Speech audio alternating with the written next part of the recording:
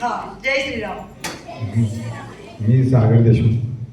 मी mechanical engineer आहे आणि मी पुण्यामध्ये एका मल्टीनॅशनल कंपनीमध्ये सिनियर मॅनेजर म्हणून काम करतो. ॲक्च्युली आपण बघतोय आजकालच्या आधुनिक जगामध्ये आणि ह्या स्पर्धेच्या कॉम्पिटिटिव्ह जगामध्ये नुसता पुस्तकी नॉलेज घेऊन काय उपयोग नाही आहे. त्याबरोबर आपल्याला सर्वांगीण विकास करणं हे खूप महत्त्वाचं आहे. आणि मी त्यामुळे समर कॅम्पसाठी सर्च करत होतो जस्ट की समर कॅम्प कुठे चांगला असेल. आणि मॅडमचं त्यात फेसबुकमध्ये मी सर्च करत असल्यामुळे बहुतेक ते आलं ते ॲड. आणि ते मी बघितलं पण नव्हतं. शेवटी मी ॲड झालो त्या सेशनमध्ये आणि बघितलं की मोबाईल ॲडिक्शन सोडवत आहेत.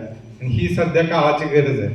कारण आजकाल आमच्या वेळेस आम्हाला म्हटलं जायचं की बाबा बाहेर खेळून या. आता मुलांना म्हणावं लागतं बाबा मोबाईलमधून बाहेर या. असं फरक झालेला आहे. त्यामुळं हे मोबाईल ॲडिक्शन सोडवणं ही काळाची गरज असल्यामुळं मी म्हटलं की हा कोर्स जॉईन केला पाहिजे. आणि मुलांना मला सांगावं की छान पद्धतीनं कंटेंट होता की ज्यामध्ये गोल सेटिंग जे आम्हाला कंपनीमध्ये सुद्धा शिकवलं जातं की बाबा short term, mid term, long term हो इतका अवघड जातं आम्हाला. ते मुलं ह्या लहानपणापासूनच शिकत आहेत. किंवा जे मी 14 वर्ष रामनामाचा जप करतो आणि त्यामधून मी जे शिकलो आणि मी लोकांना आनंदी कसं राहायचं हे सांगत असतो. आणि ते हे मुलांना त्या सरांनी NLP मध्ये सांगितलं.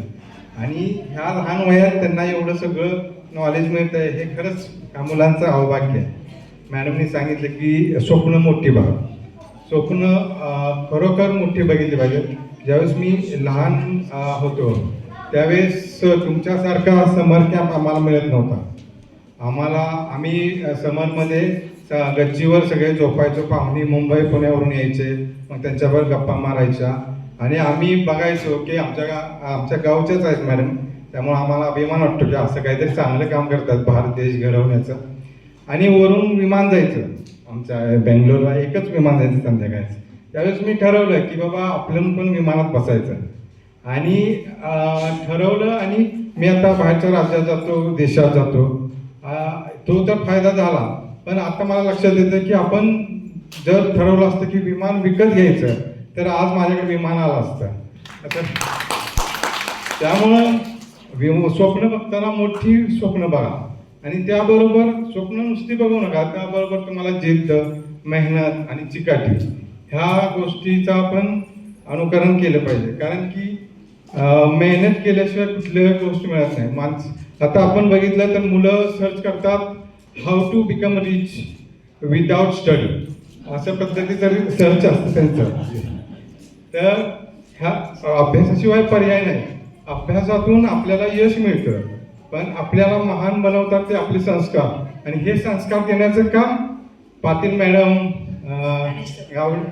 गावडे सर, नंतर ह्या सर्वांनी, ह्या टीमनी इतका सुंदर पद्धतीने केले की मला तुम्हाला सगळ्यांना एक विनंती करावीशी वाटते की सगळ्यांनी उभा राहून जोरदार टाळ्यांनी आपल्या ह्या 5 टीम मेंबर्ससाठी आभार ग्रॅटिट्यूड व्यक्त करू.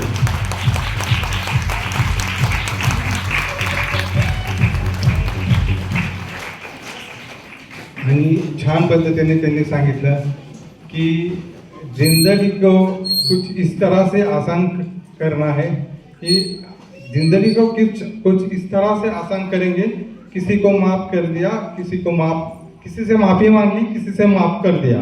अशा टाईपमध्ये त्यांनी आज छान पद्धतीने आम्हाला जो एक उद्देश दिला तो खूप आवडला. सर्वांचे मी आभार व्यक्त करू आणि थांबतो. जय श्रीराम.